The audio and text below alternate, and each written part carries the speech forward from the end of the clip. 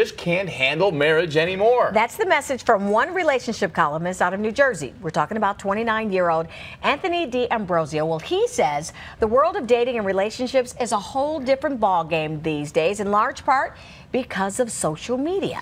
So Anthony joins us now live via Skype from New Jersey. And so Anthony, you've actually been married. You met your wife, as I understand it, back in 2004. And you say even then, the dating scene was completely different than it is now. So, and now you're divorced and you just don't think marriage works anymore. And you gave a bunch of reasons why. Why don't you go over your theory here about why it doesn't work so well these days?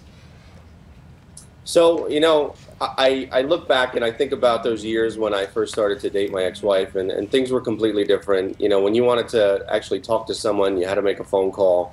There was no text messaging, you know, there was no Instagram or Facebook to show people what you were doing every 5 minutes of the day. It forced us to connect, and I think we live in a disconnected world, as connected as we may be, and I really think that's driving relationships apart. I know a lot of people disagree with me, but I do feel that that's driving our relationships apart nowadays. Well, I do love how you say, Anthony, that social media and then, of course, cell phones and stuff, these mobile things, have kind of taken some of the romance out of it, because nowadays when a guy pulls up to pick you up, he'll just tweet, hey, come outside, or I'm here, you know, or calling you on the phone. Those days are almost gone. But let's get into the 5 reasons why you say marriage is almost dead in America. You say a lot of it has to do with, I mean, you say sex is almost non-existent.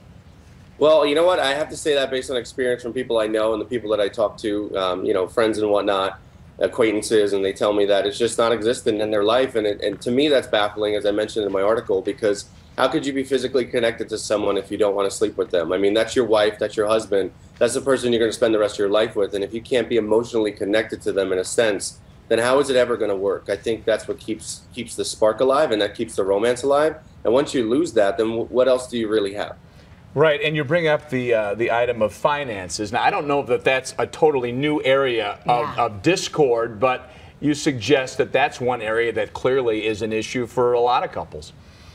Yeah, I think so. I mean, you look at the job market nowadays. Kids get out of school with hundreds of thousands of dollars of debt, and it's difficult to find a good job, and you know, to be able to pay a mortgage, to be able to pay pay for a baby, to be able to pay utilities and everything else that comes along with life, and be able to live. I really do think it cripples people in the world today, and it forces you, like I said, to be inside. You don't get to get out and live and do the things that you want to do. You can't go on vacation because you have bills to pay. I mean, I'm not saying that there wasn't finance issues years ago. I'm just saying that today it's elevated to a level that's unprecedented. I mean, over $200,000 for student education.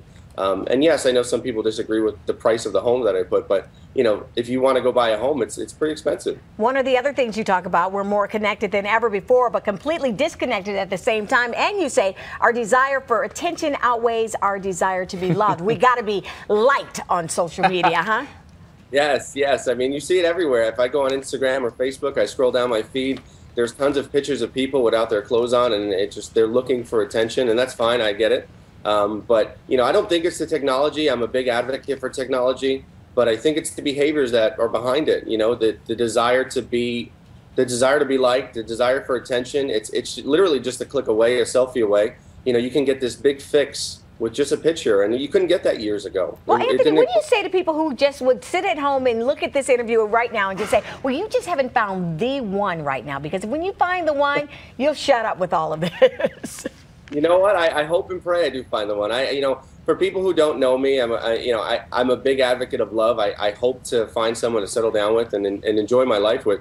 I'm big into that. I'm old school. I look to my grandparents' love. I look at my parents. I look at the people around me. And, you know, you want that. You want to be able to have that type of love. Yeah. And the only reason why I write is so that, you know, I try to just bring my experiences to the surface. I'm not an expert. I don't want people to think I know it all, because I don't. But, you know, if I could just shed light on some of the issues that we're having in the world today, then why not? Anthony, I understand, too, you've taken a lot of heat, too, from readers and those who have disagreed with your opinions. And we got to cut this short, but for folks who want to know maybe more about you and the kind of things you're writing about, where would they find you online? So I have a website. It's ajdpublications.com. That's where you can find all of my blogs, and you can reach out to me. I'm very connected to people, so if you write to me, I'll respond. I'm also on Facebook, so if you want to reach me there, you can as well. There you go with the social media, Anthony. Thank you so much for joining us from New Jersey via Skype this morning. We appreciate it. Thank you for having me. Have a great day. Thank you. You too. And I'm so glad that he said that, you know what, while he's 29 years old, he's married and divorced, he is still looking for that special one. So the answer is, he's not saying it's completely dead, it's just harder than ever to make it work. Exactly. And I think a lot of people would probably agree with that. Yeah, because when you hear that it's dead in America,